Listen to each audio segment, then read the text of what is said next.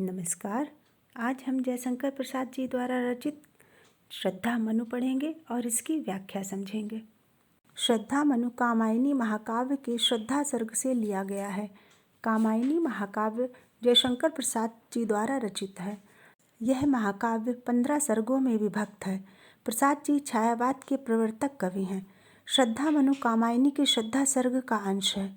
प्रलय आने से देव सभ्यता संस्कृति के विनाश के बाद मनु को निर्जन स्थान में बैठे देखकर श्रद्धा मनु से उनका परिचय पूछती हैं और मनु श्रद्धा का वार्तालाप आरंभ होता है। चलिए श्रद्धा मनु पढ़ते हैं और इसकी व्याख्या समझते हैं। अगर आपको मेरे वीडियो पसंद आ रहे हैं तो लाइक करें, शेयर करें और कमेंट अवश्य करें तथा सब्सक्राइब करना बिल्कुल ना भूलें, जिससे आपको मेरे नए वीडियो के नोटिफिकेशंस मिलते रहें। कौन तुम संस्कृति जलनिधि तीर तरंगों से फेंकी मणि एक, कर रहे निर्जन का चुपचाप प्रभा की धारा से अभिषेक। श्रद्धा मनु को निर्जन स्थान पर अकेले व दुखी बैठे देखकर प्रश्न करती हैं, कौन तुम? हे अपरिचित, तुम कौन हो? संस्कृति जलनिधि तीर तरंगों से फेंकी मणि एक, जो संसार रूपी समुद्र की लहरों द्वारा फेंकी गई मणि के समान सागर के किनारे कर रहे निर्जन का चुपचाप, अर्थात इस निर्जन स्थान पर मौन या शांत बैठकर प्रभा की धारा से अभिषेक। प्रभा अर्थात कांति, अभिषेक अर्थात तिलक, अर्थात तुम अपनी कांति से इस शांत वातावरण को आलोकित कर रहे हो या इस स्थान रूपी माथे पर तिलक की भांति शोभायमान हो रहे हो। श्रद्धा कहती हैं कि जिस प्रकार सागर की लहरें मणि को किनारे फेंक देती हैं और वह मणि शांत वातावरण में ऐसे चमकती है जैसे वह उस स्थान रूपी माथे के तिलक के समान हो या उस निर्जन और शांत वातावरण में अपनी आभा बिखेर रही हो, उसी प्रकार तुम इस निर्जन स्थान पर बैठे हुए प्रतीत हो रहे हो। मधुर विश्रांत और एकांत जगत का सुलझा हुआ रहस्य, एक करुणा में सुंदर मौन और चंचल मन का आलस्य। मधुर विश्रांत, मधुर मनोहर या आकर्षक, विश्रांत थका हुआ। श्रद्धा कहती हैं कि तुम मधुर, थके हुए और अकेले दिख रहे हो। जगत का सुलझा हुआ रहस्य, लेकिन फिर भी तुम जग के सुलझे हुए रहस्य की भांति दिख रहे हो, अर्थात ये तुम्हारे अकेलेपन की पीड़ा व व्यथा दुख व करुणा के रूप में तुम्हारे चेहरे से प्रदर्शित हो रही है। एक करुणा में सुंदर मौन, तुम अपरिचित होने के कारण मेरे लिए रहस्य अवश्य हो, किंतु तुम्हारे शांत चेहरे में करुणा है, अर्थात इस प्रलय के कारण अपनों को खो देने का जो दर्द है, दुख है, वह करुणा के रूप में तुम्हारे मुखमंडल में दिखाई दे रहा है। और चंचल मन का आलस्य, और इसी कारण तुम्हारा चंचल मन आलसी या उदासीन हो गया है। सुना यह मनु ने मधुकुंजार, मधुकरी का सा जब सानंद, कि मुख नीचा कमल समान, प्रथम कवि का ज्यों सुंदर छंद।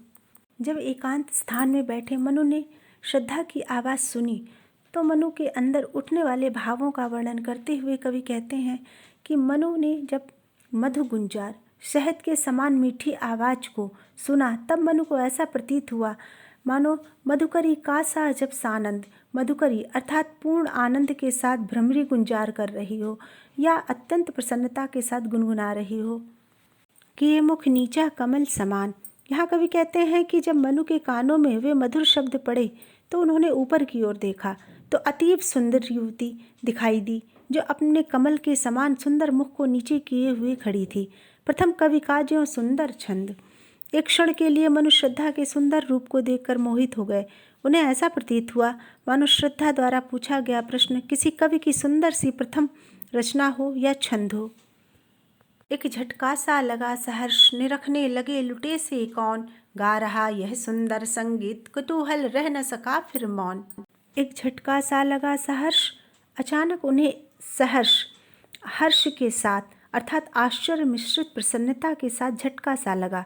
निरखने लगे लुटे से कौन, और वे उस श्रद्धा रूपी सुंदर युवती को देखकर लुटे से अर्थात बेसुध हो गए या अपनी सुध बुध खो बैठे, तथा उनके मन में प्रश्न उठा कि यह सुंदरता की प्रतिमूर्ति जो अचानक मेरे सामने प्रकट हुई कौन है। गा रहा यह सुंदर संगीत, या उसकी वाणी मनु को सुंदर संगीत की भांति लगी, अर्थात श्रद्धा के द्वारा बोले गए शब्द मनु को ऐसे प्रतीत हुए मानो कोई सुंदर गीत गा रहा हो।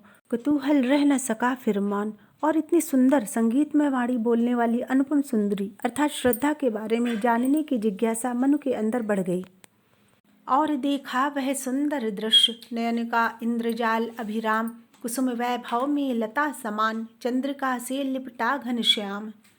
और देखा वह सुंदर दृश्य, और जब उन्होंने वह सुंदर दृश्य या अद्भुत सौंदर्य को देखा, नयन का इंद्रजाल अभिराम, तो उन्हें लगा मानो उनके नेत्रों ने इंद्रजाल अर्थात कोई जादू देख लिया हो जो बहुत ही सुंदर हो। अर्थात ऐसे निर्जन स्थान में श्रद्धा तथा उसके सौंदर्य को देखकर उन्हें लगा मानो एक सुंदर सा जादू हो गया और वे उसके जादू के आकर्षण में बंध गए हों। कुसुम वैभव में लता समान, कुसुम वैभव अर्थात पुष्पों से भरी हुई, लता समान लता के समान, अर्थात उन्हें श्रद्धा के सौंदर्य को देखकर ऐसा लगा मानो कोई लता पूरे वैभव के साथ पुष्पों से भरी हुई हो। चंद्रिका से लिपटा घनश्याम, या घनश्याम अर्थात घने काले बादल जो चंद्रिका अर्थात चांदनी से लिपटे हुए प्रतीत हो रहे हों। अर्थात श्रद्धा का मुख उनके काले घने केशों के बीच ऐसा शोभायमान हो रहा था मानो चांदनी काले बादलों से लिपटी हुई हो या घिरी हुई हो।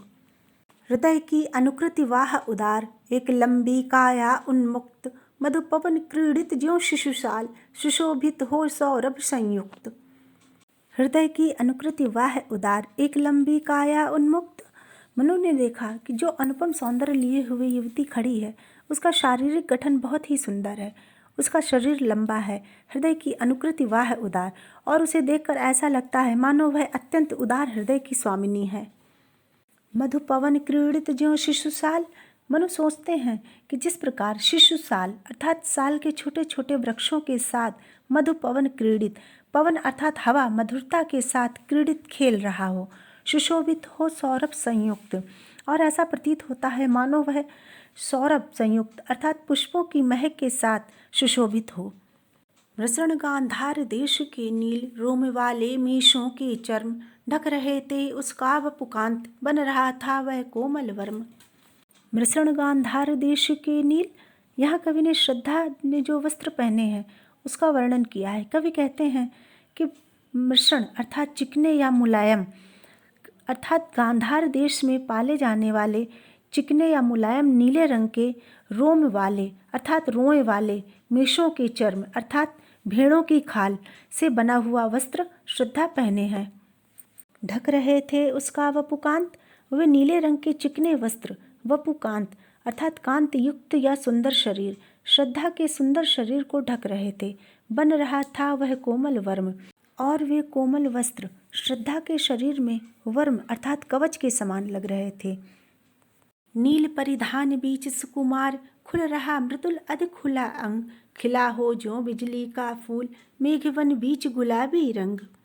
नील परिधान बीच सुकुमार, यहाँ कवि कहते हैं कि वे नीले रंग के वस्त्र जो श्रद्धा ने पहन रखे थे, उन नीले वस्त्रों के बीच उसका सुकुमार अर्थात कोमल शरीर, खुल रहा मृदुल अध खुला अंग, श्रद्धा का कोमल शरीर जितना खुला हुआ था वह ऐसा प्रतीत होता था मानो खिला हो ज्यों बिजली का फूल, वह ऐसा प्रतीत हो रहा था मानो बिजली रूपी फूल खिला हो। मेघबन बीच गुलाबी रंग, कवि कहते हैं कि जिस प्रकार नीले आसमान में बिजली चमकती है उसी प्रकार श्रद्धा के नीले वस्त्रों के बीच खुला हुआ उसका कोमल शरीर इस प्रकार लग रहा है मानो गुलाबी रंग का कोई फूल खिला हो। आह वह मुख पश्चिम के व्योम, बीच जब घिरते हों घनश्याम, अरुण रवि मंडल उनको भेद, दिखाई देता हो छविधाम। आह वह मुख पश्चिम के व्योम, बीच जब घिरते हों घनश्याम, आह उसका वह मुख ऐसा लगता है मानो पश्चिम में आसमान के बीच काले घने बादल घिरे हों, अरुण रवि मंडल उनको भेद, दिखाई देता हो छविधाम। और अरुण रवि मंडल अर्थात सूर्य के चारों ओर दिखाई देने वाला लाल गोला या मंडल उन बादलों को भेदता हुआ अपार शोभा या सौंदर्य से युक्त दिखाई देता है। उसी प्रकार श्रद्धा के मुख की आभा बालों के बीच में अत्यंत सुंदर दिख रही है। यहीं पर श्रद्धा मनु भाग 1 समाप्त होता है। मिलते हैं भाग 2 के साथ। धन्यवाद।